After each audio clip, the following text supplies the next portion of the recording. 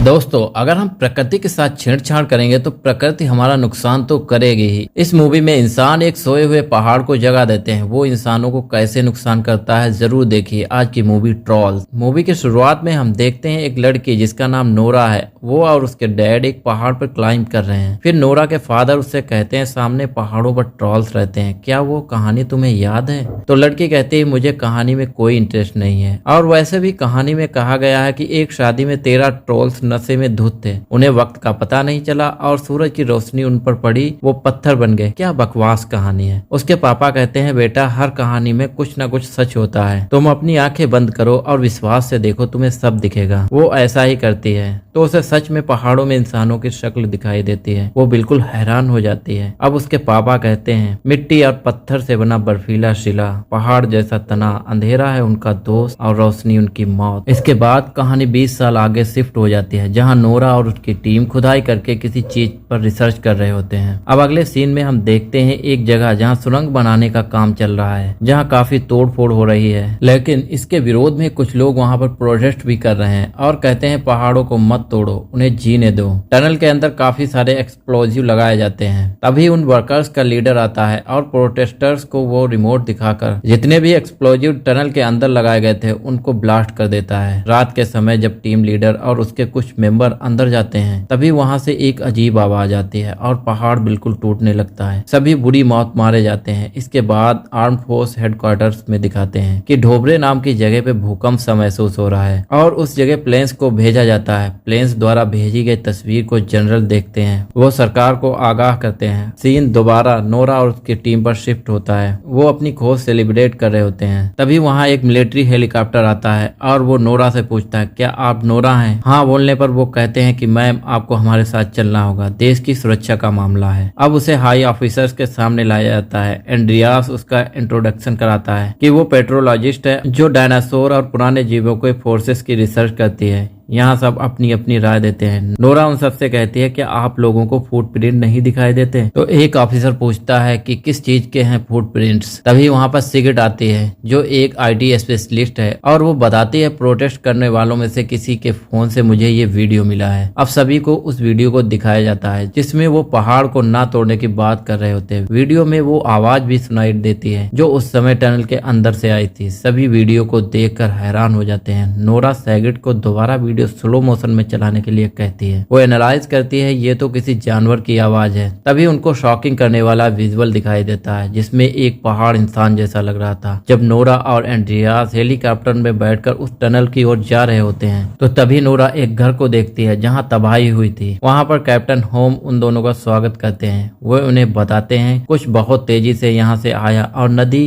के पार उस घाटी में चला गया। और हाँ, हमने 3 किलोमीटर तक उसके पैरों के निशान को देखा जो उसके बाद गायब हो गए थे। जो अपने घर से एक गन को बाहर लेकर आते हैं और कहते हैं मैं वापस नहीं आऊंगा, चली जाओ यहाँ से। नोरा कहती है पापा ये मैं हूँ। तो वो ये सुनकर अपनी गन नीचे कर लेते हैं। नोरा अपने पापा को एक वीडियो दिखाती है। फिर सभी हेलीकॉप्टर में बैठकर वहां से निकल जाते हैं। वो आखिरी पैर के निशान पर पहुंचते हैं। मैप को देखकर नोरा के पापा कहते हैं ये यहीं कहीं होना चाहिए। वो वहीं लैंड करते हैं। वहां नोरा और उसके पापा उसको ढूंढ रहे होते हैं। तभी नोरा को वो स्मेल आ जाती जो वहां पर आई थी। वो कुछ देर इधर उधर देखते हैं। तभी नोरा को एक बहुत बड़ी आंख दिखाई देती है और तब वो ट्रोल खड़ा होने लगता है और उनको ये चेज करने लगा है। सभी हेलीकॉप्टर में बैठकर वहां से निकलते हैं और हेडक्वार्टर्स में बैठे लोग वहां की लाइव वीडियो देख रहे थे। वो उसको देखकर बहुत हैरान हो जाते हैं। सरकार की तरफ से मिलिट्री को उसे मार गिराने के ऑर्डर्स दिए जाते हैं। अब मिलिट्री अपनी सभी वेपन्स को लेकर वहां पर पहुंच जाते हैं। नोरा और उसके पापा भी उनके साथ होते हैं। थोड़ी देर बाद वो ट्रोल भी वहां पहुंच जाता है। हेडक्वार्टर से उस पर हमला करने के ऑर्डर्स मिलते हैं और उन पर हमला स्टार्ट हो जाता है। सभी उस ट्रोल पर खूब तोपों से बरसात करते हैं। लेकिन नोरा के पापा चिल्ला चिल्ला कर कहते हैं कि लेकिन तोपों का उस पर कोई असर नहीं हो रहा था और आखिर में सभी सोल्जर्स को वहां से भागना पड़ता है। नोरा, कैप्टन, एंड्रियास और उसके पापा एक चट्टान के पीछे छिपे रहते हैं। तभी ट्रोल एक सोल्जर को खा जाता है। लेकिन नोरा के पापा साहस दिखाते हुए उसके सामने हाथ खड़े करके जाते हैं। सुनो, शांत हो जाओ, शांति शांति बना के रखो। और वो धीरे धीरे शांत होने लगता है और तभी एक सोल्जर तोप से उस पर फायर करने लगता है। फिर वो ट्रोल बहुत गुस्सा हो जाता है। उसके पैर से नोरा के पापा दूर गिरते हैं। नोरा के पापा मरते वक्त रॉयल पैलेस, राजा, घर, भरोसा इन शब्दों को बोलते हुए मर जाते हैं। अगले सीन में नोरा हाई ऑफिसर्स को बताती है कि ऐसा भी कहा जाता है कि ट्रोल्स चर्च पर पत्थरों से हमला किया करते थे क्योंकि चर्च की घंटियां उन्हें बर्दाश्त नहीं थी, लेकिन सभी उसकी बात पर हंसते हैं। कैप्टन भी कहता है कि हमने